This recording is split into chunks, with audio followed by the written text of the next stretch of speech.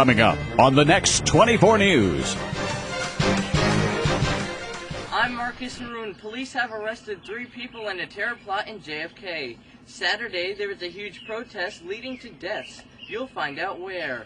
The Senate is taking up the energy reform bill, and NASA has announced info about their next mission. In sports NBA playoff news, LeBron James scores 29 of the team's last 30. Baseball and hockey playoffs, and your weather forecast. See if this warm weather is sticking around. Those stories and more all coming up next on 24 News. 24 News starts right now. Now, from WMMH TV headquarters in Hamden, Connecticut.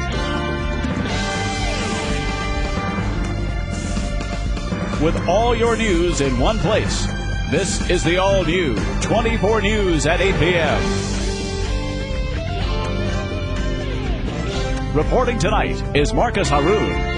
Colleen Joyce has your 24 forecast. And Brad McRoberts with your sports action. 24 News starts right now. Good evening, everyone. I'm Marcus Harun. Welcome to 24 News. Start with your top headlines. Federal agents have arrested 3 suspects in a chilling terror plot at JFK International Airport in New York. 3 men, including a U.S. citizen and a former member of the parliament in Guyana, were arrested today for allegedly plotting to blow up fuel tanks and pipelines that feed New York's JFK Airport. A 4th suspect remains at large and is believed to be in Trinidad. Former airport employee Russell DeFrantas and Carlene Ibrahim from Trinidad, and Abdul Khazar and Abdel Nur, both from Guyana, were the focus of an 18-month counter-terrorism investigation. All have been charged with conspiring to one of the nation's busiest. According to authorities, the plot never involved past planning stages, nor exposed any threat to air safety or to the public, but the intent of the group was never in doubt. Targeted pipeline runs from a facility in New Jersey through neighborhoods within 3 of the city's boroughs, ultimately delivering fuel to the airport. Plotters had conducted video and internet surveillance on both the pipeline and giant jet fuel tanks. In other news now, New Haven police are investigating what they called an untimely death of a young woman. Police say the woman's toddler son was in the apartment when the mother's body was found Friday. The body of the woman, who was in her 20s, was discovered Friday morning. Police said that there was no overt site of trauma to the body. It's not known how long the woman had been dead. In other news, the state Senate on Saturday took up a long-awaited energy reform bill. The proponents acknowledge won't immediately lower electric rates,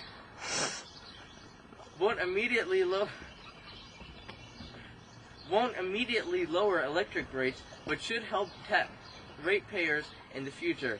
It marks a major attempt to retool Connecticut's energy policy since the state decided in 1998 to restructure the regulated electric industry.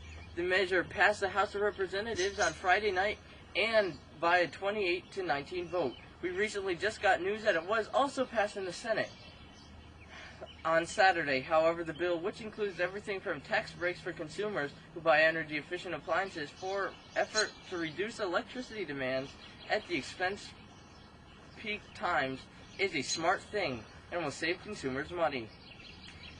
Now on to some NASA news. Brad McRoberts has a special report on the next NASA mission. Brad? NASA managers announced Thursday that they would press ahead with the first space shuttle launch of the year next week, 3 months later than originally planned because of a hailstorm that marked the spacecraft's external tank. After a 2-day meeting at the Kennedy Space Center, NASA officials agreed to launch Atlantis at 7:38 p.m. Eastern Time, June 8th, on a mission to deliver a new pair of solar arrays to the International Space Station.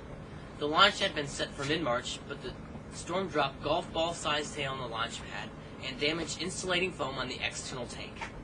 NASA managers are especially cautious when it comes to the external tank since a piece of foam fell off Columbia's tank in 2003 and hit the spacecraft's wing. Damage from the impact allowed fiery gases to penetrate Columbia during descent, killing all 7 astronauts aboard. Although final polling of managers was unanimous to go ahead with a launch attempt, managers initially argued over whether bolt parts that hold in place pumps in the shuttle's main engine should be replaced because there was evidence that they could corrode with age. They eventually concluded that the pumps on Atlantis weren't old enough to have that problem and that an inspection of Atlantis pumps had turned up nothing. The postponement of Atlantis' launch forced NASA to cut the expected number of shuttle flights this year from 5 to 4 and push back the flight schedule for the rest of the year. I'm Brad McRoberts. Now on to your weather forecast. You can take a look right now at your 8-day forecast.